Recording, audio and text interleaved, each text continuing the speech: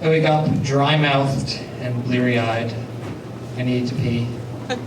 Stumble out of bed, get my key to unlock the door. I put the key in the lock. I'm expecting a click, but I get a crunch, and the key just starts spinning inside the lock. I try going in reverse, and the whole lock spins in reverse. I try pushing on the door. The lock is broken, and the door is stuck. I'm trapped. You may be wondering why I need to unlock my door with a key. I scheduled a last-minute trip to France. Well, the airfare was really expensive, so I went cheap on the Airbnb. I found a nice private room in Montmartre, only $40 a night, but it was well reviewed. But I saw why it was so cheap when I showed up and Christophe gave me the tour. The private room was inside of his courtyard, had its own separate entrance, but you had to unlock the door from the courtyard, both inside and outside. But worse, and this is probably why it was so cheap, the bathroom and a kitchenette was inside the courtyard, and then another separate door. Very private, Christophe said. Very private, I agreed. Too private, I realized as I'm pounding on the door and not getting any response. I'm trapped. Behind me, some sheets rustle, and my hungover brain starts to catch up with me. I'm not trapped. We're trapped. I remember flashes of last night, the Irish bar, whiskey shots with Finnish bros, the woman from Pennsylvania, holding hands, walking uphill, sex. I'm trapped with my one-night stand. She sits up in bed, squints at the sunlight coming in through the glass door. Morning, she says. Morning. I pause, trying to remember her name. Did she say her name? I can't remember her name. This is kind of awkward. I mean, it's not the most awkward thing about this situation. Can I get a glass of water? She says. I would love to give you a glass of water. I say, but I have some news. What do you mean we're trapped? She says. She puts on a tank top, her underwear, goes to check the door, gets the same results I do. Don't worry, I was just about to call the landlord. I pull out my phone. Do you have any signal? You've got to be kidding me. She pulls out her phone. No, I don't have any signal either. On 3, shout for help. We go to the door. 1, 2, 3. Help, help, we're trapped, help! Somebody get us, there's no bathroom, help! Silence. We start doing that call for help in 15-minute increments. We pass the time chatting about our graduate school classes, which distracts us from the need to urinate and the sex funk that's hanging inside the room. Hour 2. Maybe you can kick down the door, she says. Study the door. I imagine doing a running jump and kicking it only to pierce the door with my leg in a bloody leg, worst situation. Also, the door looks kind of expensive, and I don't really want to pay for it.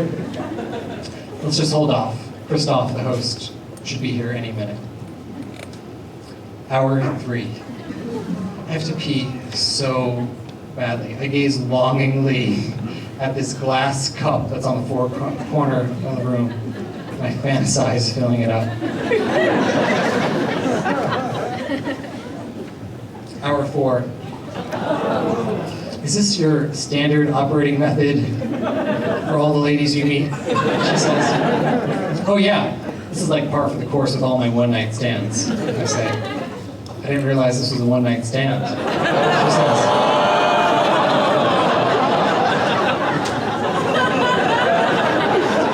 Just kidding, she says. If it wasn't a one-night stand, it is now. Hour 5. Oh my God, she says. I have a voicemail. We figure out that if we go right up against the door, we can get just one slim bar of signal. I call Christoph. It rings and rings. It goes to voicemail, and we leave one.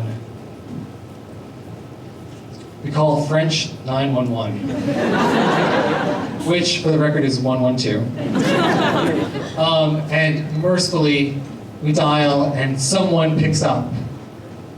And it's another voicemail. French 911 is a voicemail.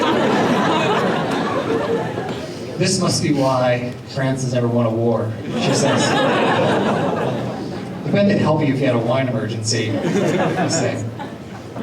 She laughs. She says, I'd have sex with you if I didn't have to pee so badly.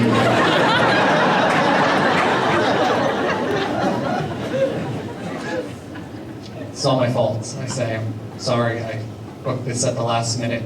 If I had given this a little bit more forethought, I wouldn't be in this room. But then you wouldn't have met me, she says. And I would be able to tell this story to all my friends. I need to live to tell this story to all my friends. It's a sweet moment. Hour 6. I have to pee so badly. My bladder is like hanging on by a thread. This must be what childbirth feels like. I started hallucinating scenarios where I could distract her, pee into a cup, and then hide it before she notices it. I reflect on the irony of intimacy. That you can have sex with someone, but you can't pee in front of them into a cup.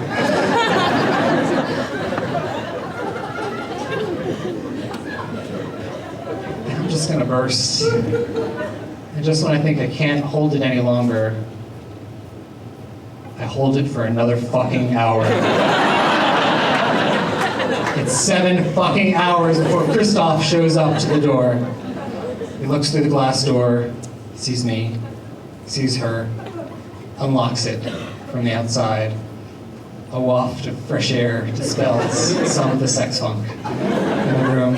She bolts for the bathroom. I explain the situation to Christoph.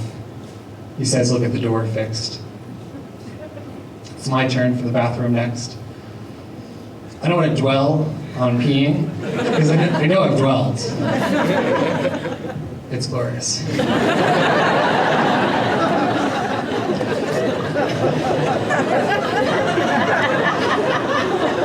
When I get back, she's there, fully dressed, with her bag. And then she puts it down. You already ruined my day, she says. Do you want to ruin my evening too?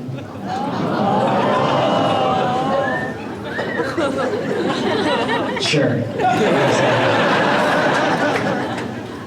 By the way, she says, what's your name? It's not just me. Jamie and I have a 3-night stand. Somehow she comes back to my room. We sleep with the door unlocked.